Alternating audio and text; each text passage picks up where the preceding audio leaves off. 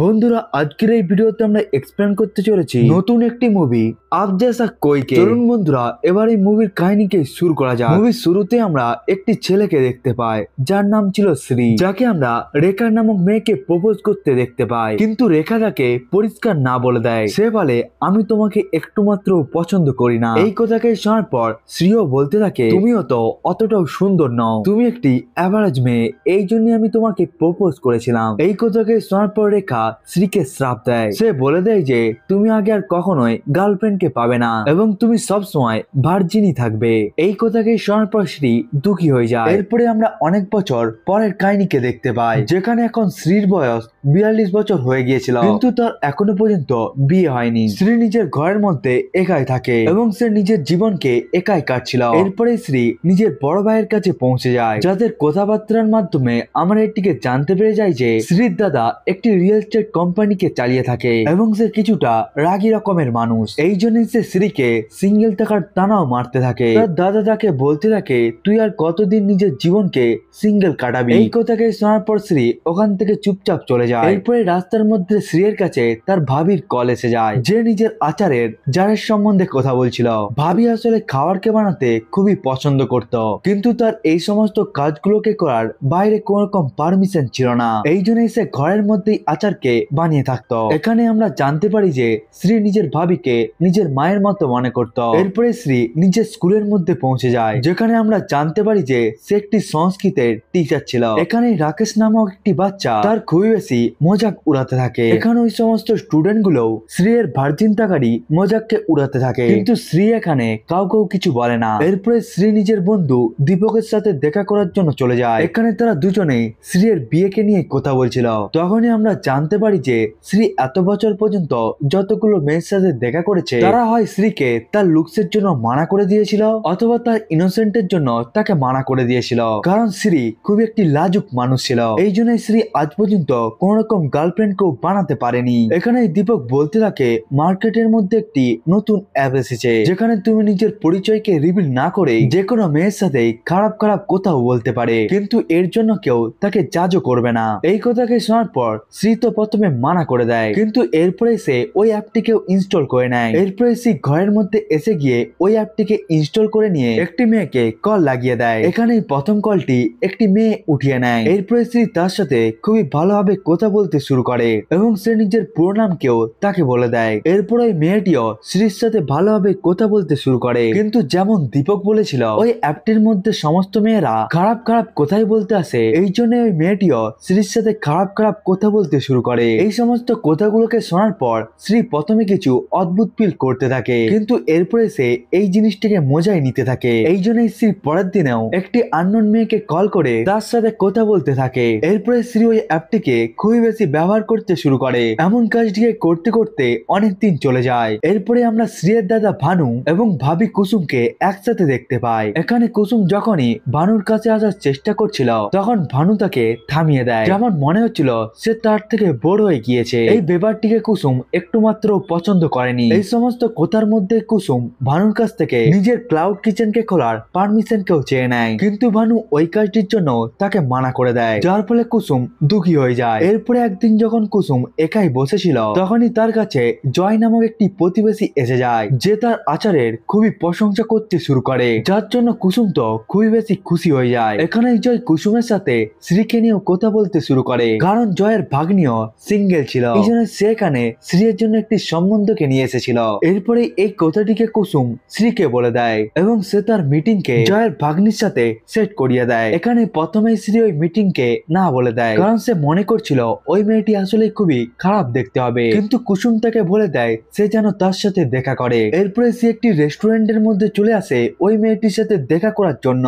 এখানে যখনই ওই মেয়েটি এসে যায়, তখন শ্রী তাকে দেখতেই শুরু করে দেয়। ওই মেয়েটির নাম ছিল মধু, যে এসেই শ্রীকে বলে দেয় যে তারা দুজনে মিলে একটি চা খাবে, কারণ এই জায়গার মধ্যে কোন রকম চাকে পাওয়া যায় না। এখানে শ্রীও ওই কথাকে মেনে নেয়, কারণ শ্রীও চাকে খেতে খুবই পছন্দ করত। এখানেই তারা চা খেতে খেতে খুবই কথা বলতে শুরু করে। এর ফলে শ্রীয়ের মন অনেকটাই ভালো হয়ে যায়, কিন্তু সে এখনো পর্যন্ত এটিকে বিশ্বাস করতে পারছিল না যে এত সুন্দর মেয়ে এখনো পর্যন্ত সিঙ্গেল বলে, এমনকি সে এখানে তার সাথে দেখাও করতে এসেছে। এই কথাকে শ্রী দীপকের কাছে গিয়ে বলে দেয়। সে এখানে বলতে বলতে থাকে এখানে কিছু ব্যাপার রয়েছে। এই কথাকে শোনার পর দীপক বলতে থাকে এই ব্যাপারটি যদি হয়ে থাকে তাহলে আমরা তার ঘরের মধ্যে পৌঁছে গিয়ে তার ব্যাপারে সবকিছুকে আগে জেনে নেব। এর পরের দিন দীপক, শ্রী এবং তার স্টুডেন্ট দীপককে নিয়ে কলকাতার মধ্যেই পৌঁছে যায়, যেখানে আসলে মধু থাকতো। এখানেই তারা দুজনে রাকেশকে মধুর স্টুডেন্ট বলে তাকে মধুর ঘরের মধ্যেই পাঠিয়ে দেয়। আসলে মধু ফ্রেঞ্চ ল্যাঙ্গুয়েজের টিচার ছিল। এই জন্য রাকেশ মধুর ঘরের মধ্যে পৌঁছে গিয়ে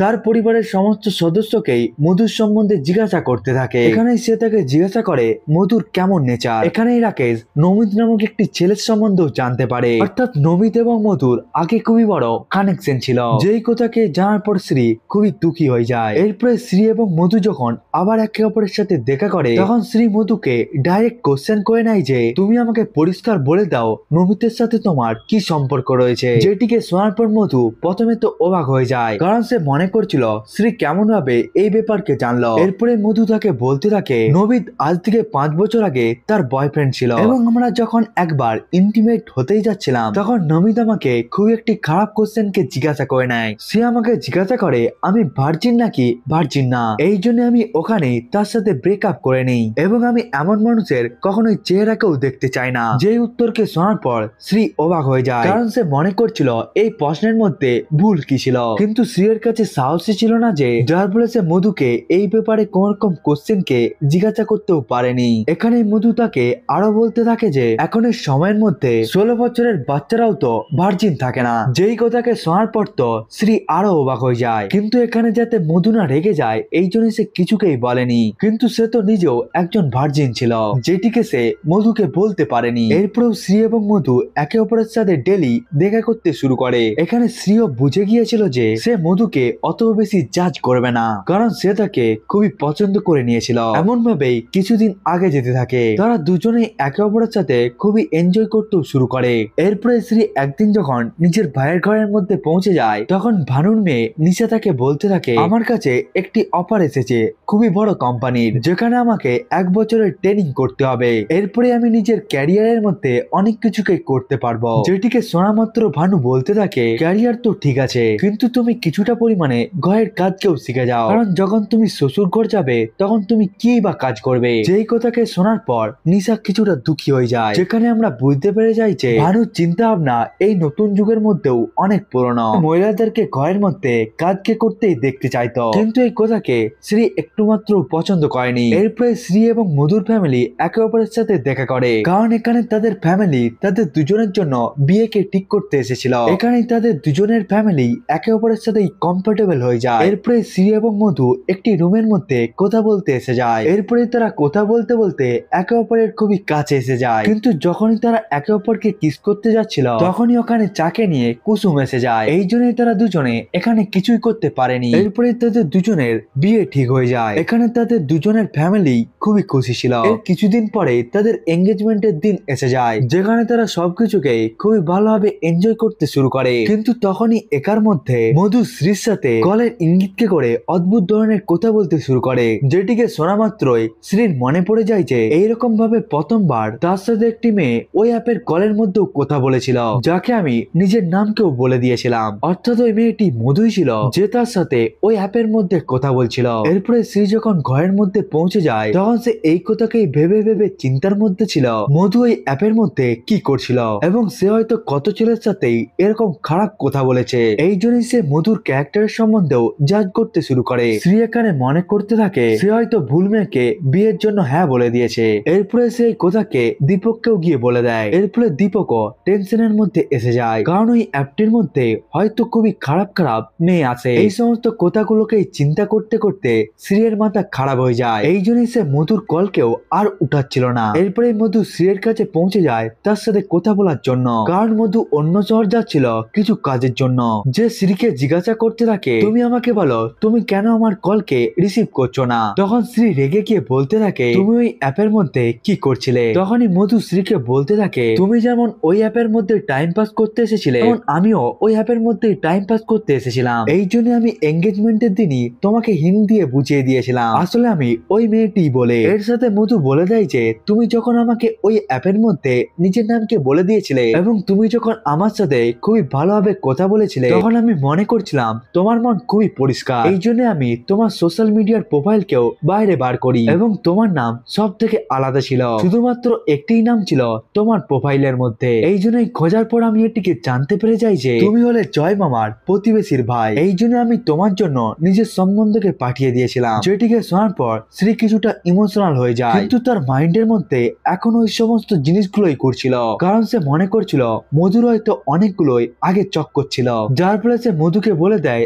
আমি তোমার সাথে নিজের জীবনকে কাটাতে পারবো না। এই কথাকে বলার পর সে মধুর সাথে নিজের এঙ্গেজমেন্টকেও শেষ করিয়ে দেয় এবং সে তার আংটিকে আবার ফেরত দিয়ে দেয়। এখানে মধুও খুবই অবাক হয়ে যায়। এখানে শ্রী যখন নিজের ঘরের মধ্যে এসে যায় তখন সে দেখতে পায় বিয়ের জন্য সবকিছুই তৈরি হচ্ছিল, কিন্তু তখনই সে মধুর সমস্ত সত্যতাকেই সবাইকেই বলে দেয়। সে বলে দেয় যে সে একটি খারাপ অ্যাপের মধ্যে সবার সাথে কথা বলতো। যেই কথাকে শোনার পর ভানুও বলতে থাকে তুই এই বিয়েকে ভেঙে ঠিকই কাজ করেছিস। এরপরে ভানু রেগে গিয়ে ওই ফ্যামিলির সাথে কথা বলার জন্য চলে যায়। এমনকি রাস্তার মধ্যে ভানু মধুর ফ্যামিলিকে নিয়ে খারাপ খারাপ কথা বলতে শুরু করে। সে বলতে থাকে ওখানকার পুরুষেরা মহিলাদের সামনে পুরোপুরি ঝুঁকে থাকে, এই জন্যই ওখানকার মেয়েরা তো এমন কাজ দিয়েই করবে। যে কথাটিকে কুসুম একটু মাত্র পছন্দ করেনি। অন্যদিকে মধু নিজের ফ্যামিলিকে সমস্ত সত্য কথাই বলে দেয়, কিন্তু মধুর ফ্যামিলি অতটাও বেশি পরিমাণে ওভার রিয়েক্ট করেনি, কারণ তার ফ্যামিলি মেম্বাররা বলতে থাকে মানুষেরা নিজের ইচ্ছের জন্য সবকিছুই করতে পারে। এরপরে দুটো ফ্যামিলি যখন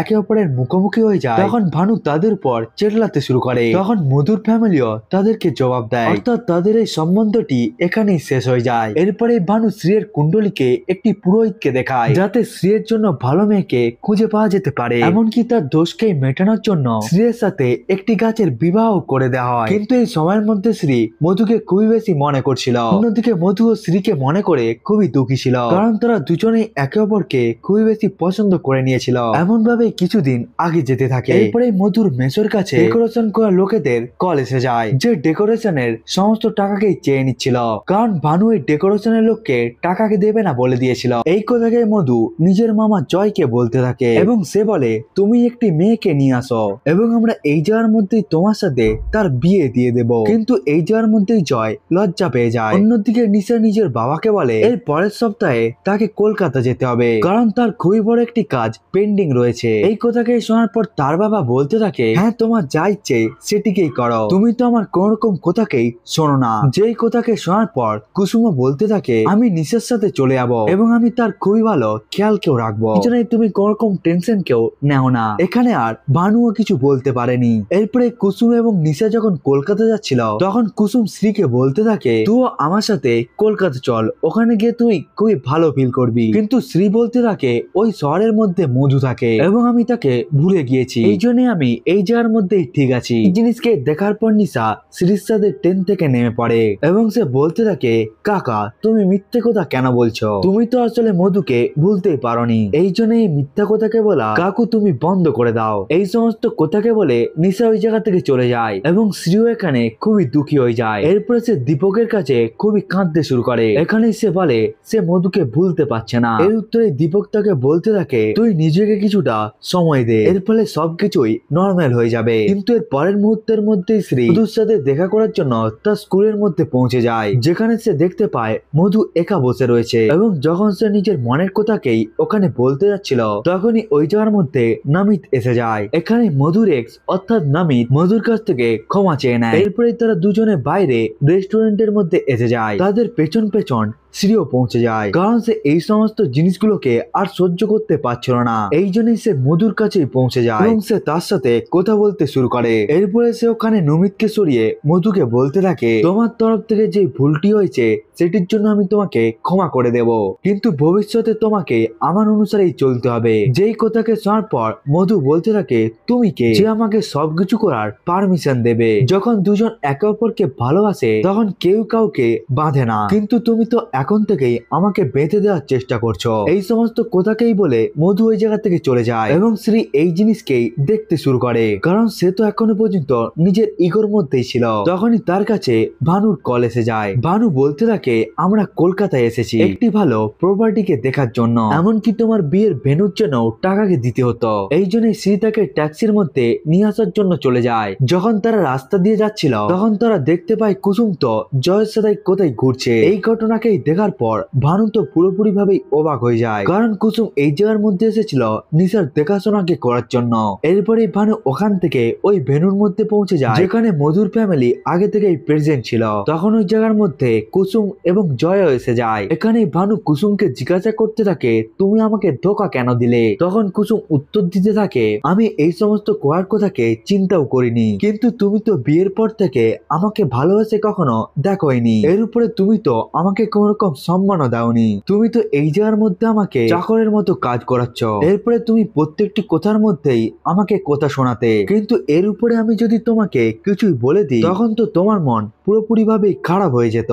এর উত্তরে ভানু বলতে থাকে, তুমি কি আমাকে ছেড়ে দিচ্ছ? যার উত্তরে কুসুম বলতে থাকে, আমি তো আপনার কাছে কখনো ছিলামই না। তোমার তো এমন একজনের দরকার যে তোমাকে সবসময় মেডিসিন এবং খাবার দিতে পারবে, বাকি তো তুমি কোনো কিছুকেই পরোয়া করো না। এরপরে আমি শ্রীয়ের বিয়ের সময় আমি জয়ের সাথে দেখা করি, তখনই আমি বুঝতে পেরে যাই যে সম্মান এবং ভালোবাসা কি হয়ে থাকে। এই সমস্ত কথাগুলোকে শোনার পর ভানু বলতে থাকে, এখনো তোমার কাছে সময় রয়েছে, এই জন্যই তুমি যদি আমার কাছ থেকে ক্ষমাকে চেয়ে নাও তাহলে আমি তোমাকে ক্ষমা করে দেব। যেই কথাকে শোনার পর শ্রী বলতে থাকে, ভাবি তোমার কাছ থেকে কেন ক্ষমাকে চাইবে? সে তো ভালোবেসেছে নিজের ইচ্ছে সাহায্যে, এই জন্যই সে যা যা করতে চায় সেটিকে তাকে করতে দাও এবং আমি ভাবির সাথে রয়েছি। এই সমস্ত কথাগুলোকে বলার পর তারা ওই জায়গা থেকে চলে যায় এবং ভানু নিজের ইগোর জন্য কাউকেও কিছু বলতে পারেনি। এরপরে তারা যখন ঘর চলে আসে তখন তারা জানতে পারে যে মধুর ঠাকুমার শরীর খুবই অসুস্থ হয়ে গিয়েছে এবং তার ফেভারিট ফেস্টিভ্যাল খুব তাড়াতাড়ি আসতে চলেছে। এখানে দুর্গা মাতার পূজা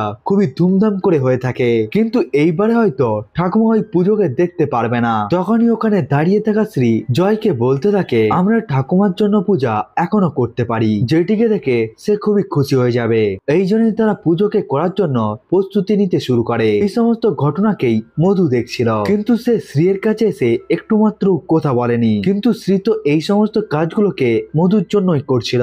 এরপরে শ্রী এবং জয় দুর্গা মাতার পুজোকে করার জন্য সবকিছুর প্রস্তুতিকে নিয়ে নেয়। মাতার পুজোকে দেখে মধুর ঠাকুমাও খুবই খুশি হয়ে যায়। ওই সময়ের মধ্যে নমিত মধুর ফ্যামিলির সাথে এসে দেখা করে। এখানে শ্রী মনে করতে থাকে মধু হয়তো নমিতের হয়ে যাবে, এই জন্য সে খুবই দুঃখী হয়ে যায়। এরপরে দুর্গা মাতার পূজা হয়ে যাওয়ার পর তারা দুর্গা মাতাকে বিসর্জন দেওয়ার জন্য এসে যায়। তখনই ওই জায়গার মধ্যে বৃষ্টি শুরু হয়ে যায়। তখনই মধুকে থামিয়ে শ্রী বলতে থাকে, আজকে আমি নিজের ভুলকে মেনে নিয়েছি। আমি মনে করছিলাম আমি নিজের দাদা ভানুর মতো নয়, কিন্তু আমার চিন্তা তার মতোই ছিল, যার ফলে আমি তোমাকে জাজ করে নিতাম এবং আমি মনে করতাম তুমি আমার পারমিশনকেই ফলো করবে, কিন্তু এটি তো হওয়ার কথা নয়। আমি আসলে এখনো পর্যন্ত ভার্জিন, এই জন্যই আমি তোমাকে এই জায়গার মধ্যে জাজ করে নিয়েছিলাম, কিন্তু আমি তোমাকে প্রমিস করছি আমি নিজেকে পরিবর্তন করে নেব এবং তুমি আমাকে এক এক করে সবকিছুই শেখাবে। যার উত্তরে মধু বলতে থাকে, আমরা দুজনেই হলাম সমান। এই কথাকে শোনার পর শ্রী বলতে থাকে,